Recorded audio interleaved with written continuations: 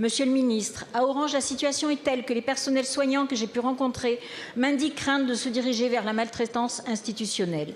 La délivrance de chèques à tout va ne peut constituer une réponse aux problèmes structurels que rencontre l'hôpital. Le manque de moyens accordés à ces structures entraîneront nécessairement des drames. Monsieur le ministre, quelle réponse entendez-vous apporter à nos personnels soignants qui assistent chaque jour un peu plus au délabrement d'un service aux Français qui devrait demeurer inconditionnel? Je vous remercie.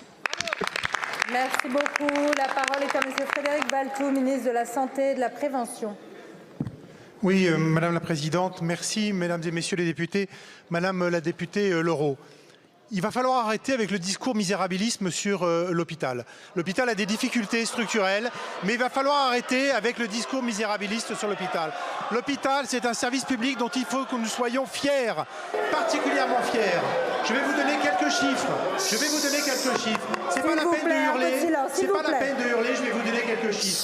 Ce gouvernement a augmenté l'ONDAM, c'est-à-dire les dépenses que la nation consacre à ses dépenses de santé, de 60 milliards d'euros, 200 milliards d'euros en 2017, près de 260 milliards d'euros en 2024. Ça, ce sont des faits, ça c'est réel. Un peu de silence, s'il vous plaît. Si je peux continuer, bien sûr. Si je peux continuer, il y a des vérités qui sont visiblement pas bonnes à dire. Elles sont bonnes à dire, elles sont visiblement difficiles à entendre. Ce gouvernement a décidé d'un plan de 19 milliards d'euros. Jamais un effort d'investissement n'avait été décidé pour permettre la modernisation des établissements. Ce gouvernement, en tout cas un gouvernement précédent de ce quinquennat, a décidé le Ségur de la santé qui a permis 10 milliards d'euros de salaires supplémentaires pour les agents. Donc des efforts sont faits. Ça ne résout pas les problèmes structurels de l'hôpital. Ça ne résout pas surtout les problèmes structurels du système de santé, car pèse sur l'hôpital un certain nombre de dysfonctionnements du système de santé. On s'y attaque et on va effectivement le relever. Concernant Orange,